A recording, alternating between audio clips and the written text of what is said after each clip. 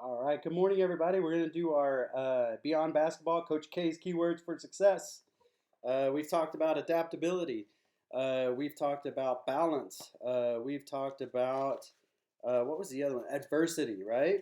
Um, I skipped a few chapters ahead, and you can in this book. It doesn't go chapter to chapter to chapter. Each chapter is its own little independent segment. So I'm going to talk a little bit this week, I think, about collective responsibility.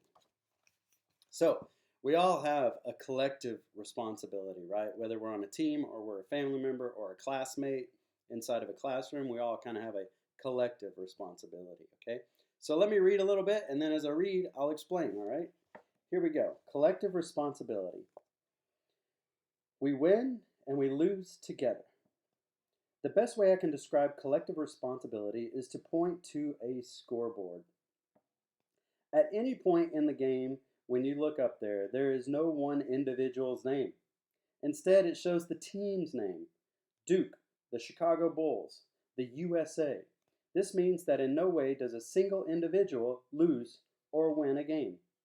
Each game, and indeed each moment within a game, is the responsibility of the entire team. On a team that wins and loses together, there is no such thing as blame. Blame is a destructive force within a group and has no place in the locker room or the classroom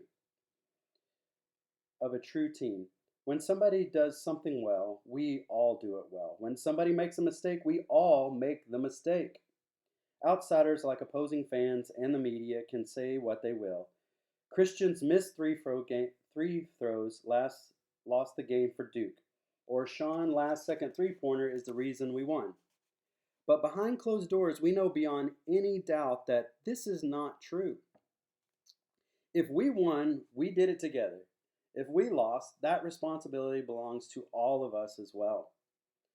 Handling the responsibility for wins and losses together removes the burden from any one individual's shoulders and distributes it among each member of the team.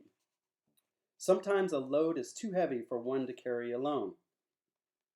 Just imagine what you could do if you believed you could not fail. Being on a team that embraces collective responsibility puts you in that position. You individually cannot fail.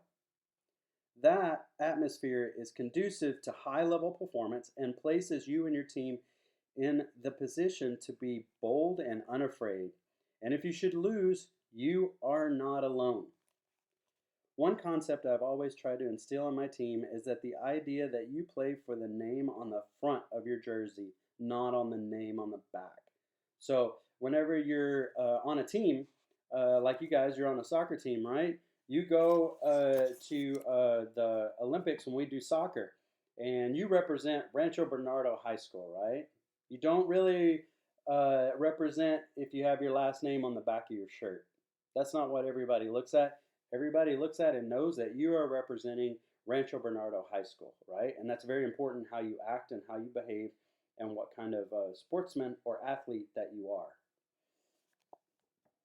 In other words, you play as a member of the Duke team, not for the name that appears across the back of your jersey. When your team embraces that concept, then we compete in a game and we either won or lost. J.J. Redick is the all-time leading scorer in Duke basketball history, the leading scorer in the Atlantic Coast Conference history, and the NCAA's leader in three-point shooting. He was a great player for us, the National Player of the Year. In our 2005 and 2006 season, the media focused an incredible amount of attention on the young man, tracing how many points he needed to hit his next milestone, praising him when he had scored 30 or more points in 14 games, a Duke record, and chastising him when he had an off shooting night, which means he didn't really make his goals. So there were some nights that he did, and everybody was really happy for him, and then there was nights that he didn't, and everybody was really upset with him. So he had a lot of weight on his shoulders, right? Because of that incredible amount of personal pressure placed on JJ, the score points for us and the added pressure of chasing and breaking so many records, it was often difficult for him to remember that the fate of our team and our season did not rest squarely on his shoulders. So it wasn't just up to him, right? There are 5 people on that basketball court. and it's up to all 5 of them on that team to perform well. In JJ's final game at Duke, we played Louisiana State University in the Sweet 16.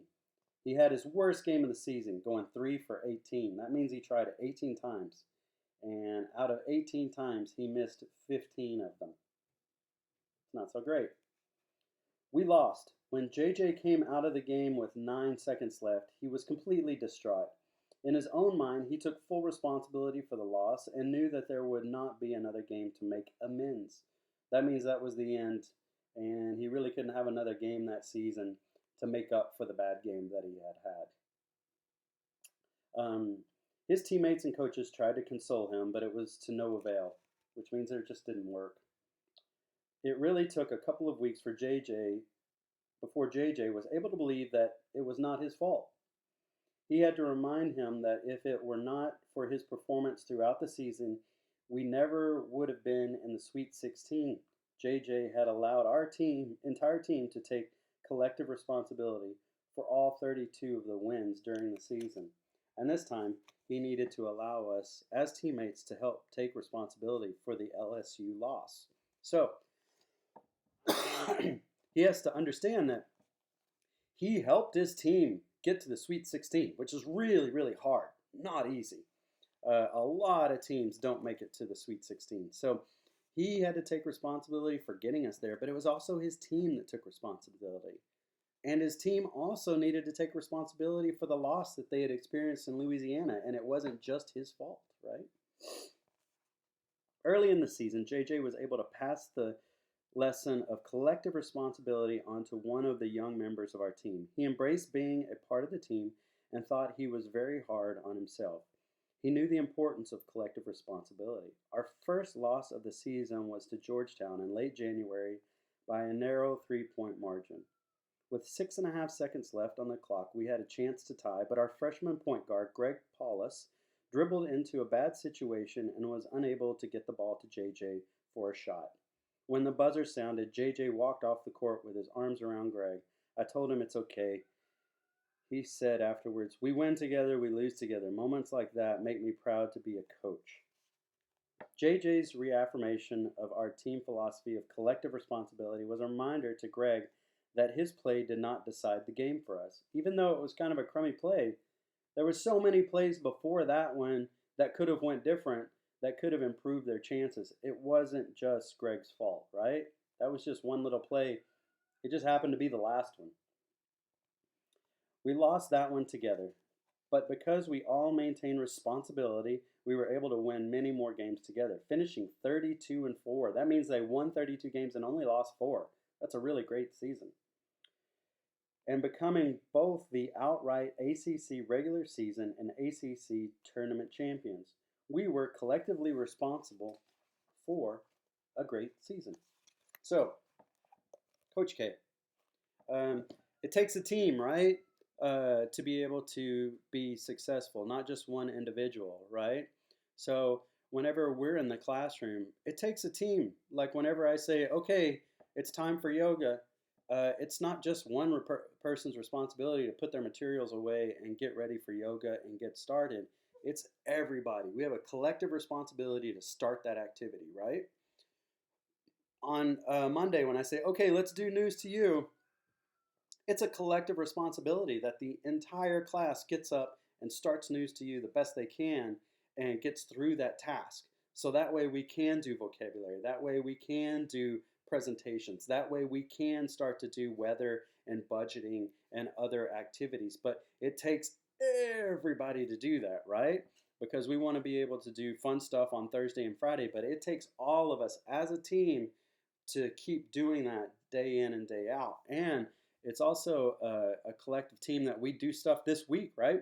That we get on the YouTube channel and that we look at stuff and we try to be able to get some activities done. But also, your team right now is your family members inside of your home. So right now, a collective responsibility inside of your home is doing chores. That's primary, right?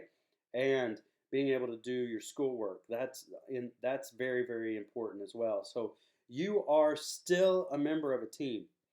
And whatever your family's name is, that's your team name now, right? So you are responsible, like all of my kids are responsible for, come back. All my kids are responsible for taking out the trash, because if we don't, the team house stinks. If the team doesn't wash dishes, then the whole kitchen stinks and we don't get to eat off dishes. They have to take out the trash. I already said that. They've got to fold their own clothes. They've got to be able to put them in the washer and the dryer. They've got to put their clothes away. If the team collectively doesn't do that and have collective responsibility, then we live in dirty clothes. We don't have any dishes to eat off of. The trash fills up, right? So that is a collective responsibility for everyone in the family to do, okay? So that's now your team for right now, until we get back to school. And then you'll have another team that is Team 805, right? So we're meeting and we're discussing how we can be a better teammate and have collective responsibility inside of our own house, okay? All right, guys, it's been nice seeing you and doing Coach K for the day. We'll see you later. Bye.